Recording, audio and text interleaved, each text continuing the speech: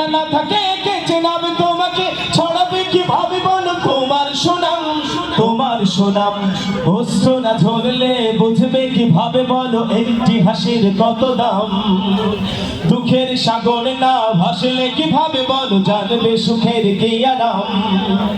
অস্ত্র না ধরলে বুঝবে কিভাবে বলো একটি হাসির কত দাম, দুঃখের সাগরে না ভাসলে কিভাবে বলো জানবে সুখের কি আরাম। জীবন মানে সংগ্রাম, জীবন মানে সংগ্রাম, জীবন মানে সংগ্রাম, জীবন মানে সংগ্রাম, জীবন মানে, জীবন মানে।